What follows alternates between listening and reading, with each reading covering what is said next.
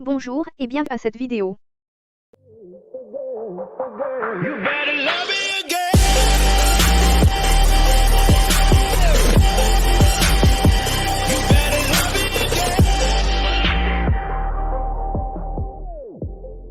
Il existe un trait psychologique que toutes les personnes qui réussissent semblent avoir en commun. Il a été reconnu par Bill Gates et la NASA l'utilise comme critère de sélection des ingénieurs systèmes potentiels. Ce concept s'appelle la mentalité de croissance, un terme inventé à l'origine par Carol Dweck. Les personnes ayant l'esprit de croissance pensent que l'intelligence ou les compétences, dans n'importe quel domaine, peuvent être acquis par l'effort. Fondamentalement, ils pensent que tout le monde peut cultiver leurs capacités dans n'importe quel domaine. L'inverse de la mentalité de croissance est l'état d'esprit fixe.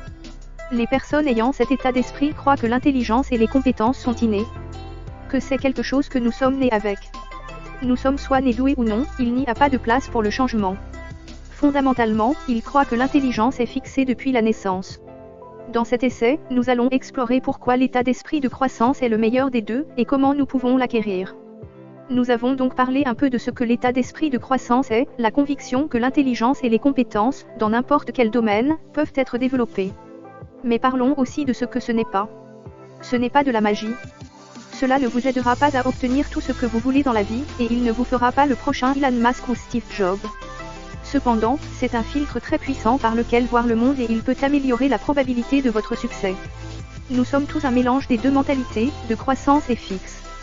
Dans certains domaines de notre vie, nous travaillons avec la mentalité de croissance. Dans d'autres, nous fonctionnons avec la mentalité fixe. Pour cette raison, je veux que vous pensiez à l'état d'esprit comme une paire de lunettes.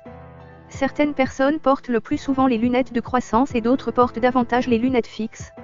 Mais nous les portons toutes deux en fonction des différentes situations dans notre vie. Cependant, nous devrions tous nous efforcer de porter celles de croissance beaucoup plus que nous portons les fixes. Mais pourquoi ?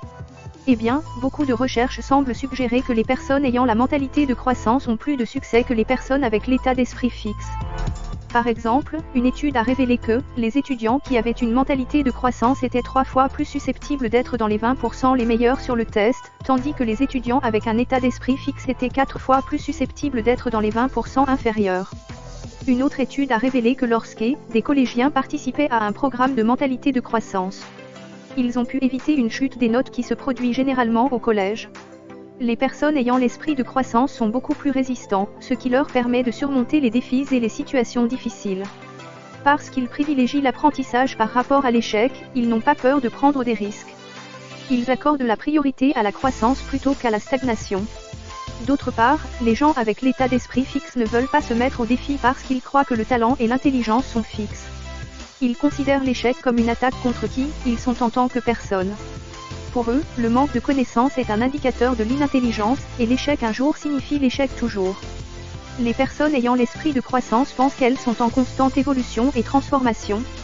Ainsi, ils n'attachent pas leurs identités à leurs résultats.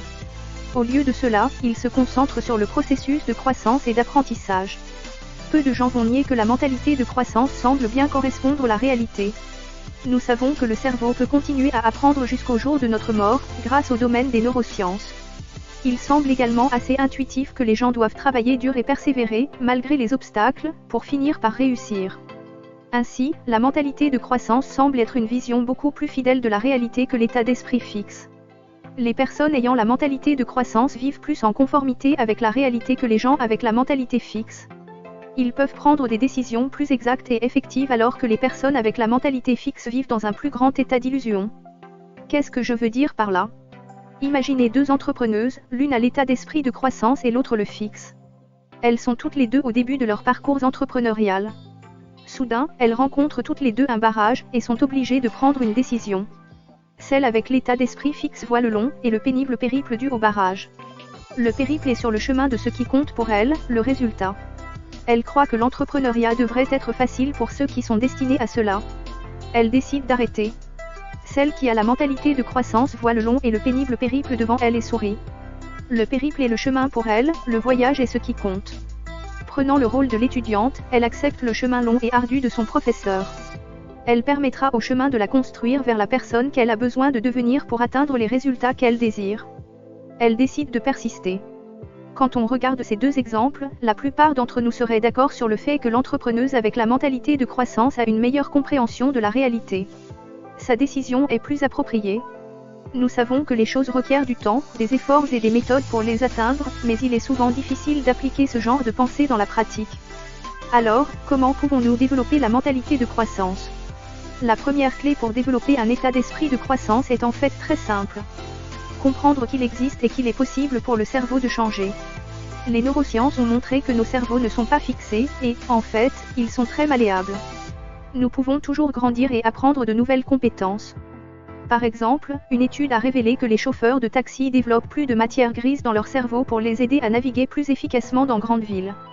Ils ont également constaté que la quantité de matière grise dans leur cerveau est corrélée avec le nombre d'années qu'ils ont travaillé comme chauffeurs de taxi. Cela suggère que le fait de conduire un taxi conduit à des changements dans leur cerveau qui leur a permis d'être plus efficaces dans leur travail.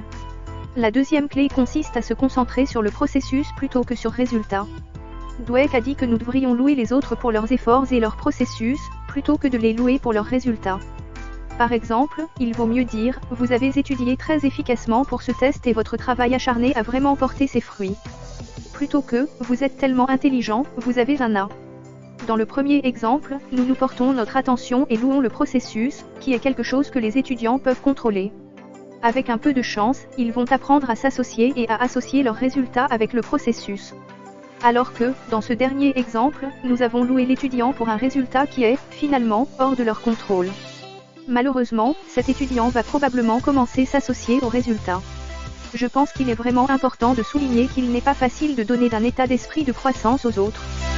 Ce n'est pas aussi simple que de dire à quelqu'un qu'il est en fait un bosseur et qu'il a juste besoin de faire l'effort. On a besoin d'internaliser que l'on peut changer les résultats en changeant le processus. Ainsi, on a besoin de savoir comment créer efficacement un processus, et le modifier pour produire des résultats à partir de ce processus. Ma solution à cela est de tenir un journal. Choisissez une activité à laquelle vous voulez vraiment être bon. Par exemple, disons que je veux être vraiment bon en maths. Dans le journal, j'écrirai mon processus pour étudier les mathématiques. Je voudrais lister les étapes et rendre mesurable quantitativement autant de choses que je peux. Par exemple, mon processus pourrait ressembler à ceci. Revoir mes notes une fois par jour. Faire 10 problèmes pratiques par jour.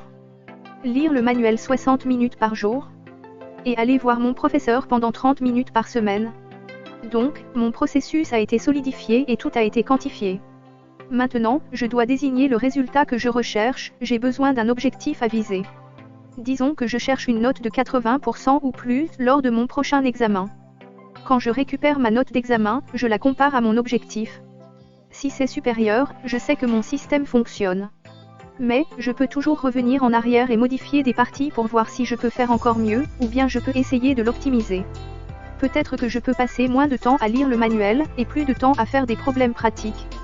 Si ma note est plus basse, je vais devoir revenir en arrière et affiner mon processus. Je crois que cette méthode de tenir un journal, créer un processus et le peaufiner jusqu'à ce que le résultat souhaité est atteint aidera à promouvoir un état d'esprit de croissance. Il garde notre esprit concentré sur un processus modifiable. Les résultats sont mesurés et pris en compte seulement comme indicateurs de la façon dont notre processus fonctionne. Soit le processus fonctionne comme prévu, soit ce n'est pas le cas, mais cela ne dit rien de la personne. Le processus est toujours malléable. Ce n'est pas qu'il ne fonctionne pas, c'est juste qu'il ne fonctionne pas pour l'instant. Je pense qu'une autre bonne idée est de demander conseil à des pairs et des enseignants. Cherchez ceux qui sont dans la même position que vous, ou ceux qui ont déjà fait ce que vous essayez de faire. Posez-leur des questions sur leur processus et comparez-le au vôtre. Vous pourriez trouver des choses qu'ils font, ou ont fait, que vous voudriez adopter dans votre processus. Lisez des livres sur les gens que vous admirez. Essayez de trouver des détails sur leur processus que vous pouvez incorporer dans le vôtre. Enfin, faites des choses difficiles. Pour même avoir une chance de favoriser l'état d'esprit de croissance, vous devez sortir de votre zone de confort. Les personnes qui ne quittent pas leur zone de confort ont tendance à croire que leur succès est dû à un talent inné, parce que tout est si facile pour eux. Par exemple, des étudiants qui ne sont jamais mis au défi à l'école vont commencer à croire qu'ils sont naturellement intelligents. Ils peuvent se dire, je reçois des A, donc je suis intelligent. Le résultat vient si facilement pour eux qu'ils ne pensent même pas au processus. Malheureusement, tout ce qu'ils voient est le résultat et ils s'y attachent. Quand, inévitablement, ils obtiennent une mauvaise note, ils vont penser qu'ils sont stupides. Ils perdent confiance en eux-mêmes parce qu'ils n'ont pas obtenu les résultats qu'ils sont habitués à recevoir si facilement. D'autre part, sortir de votre zone de confort vous oblige à adopter l'état d'esprit de croissance pour éviter de se briser sous le poids de l'adversité. Vous devez vous concentrer et ajuster le processus, parce qu'il est possible que vous n'arrivez pas à atteindre le résultat que vous désirez avec votre processus actuel. Par définition, c'est cela que signifie faire un pas hors de votre zone de confort. Alors, maintenant que vous connaissez la mentalité de croissance, voyons pourquoi elle est importante et quelques idées sur la façon de la développer. Gardez à l'esprit que cela demande beaucoup d'efforts à développer, et que ça va toujours être un combat pour éviter de tomber dans l'état d'esprit fixe. Les gens vont dire certaines choses, ou des choses se produiront, qui déclencheront un état d'esprit fixe en nous. Il est important de noter quand cela se produit et d'essayer d'éviter de vous faire fixer. Je voudrais terminer avec cette citation de Carol Dweck. La voie vers un état d'esprit de croissance est un voyage de toute une vie, pas une proclamation. Merci d'avoir suivi la vidéo. Souscrivez à la chaîne. Aimez et partagez avec vos amis. Et, à bientôt.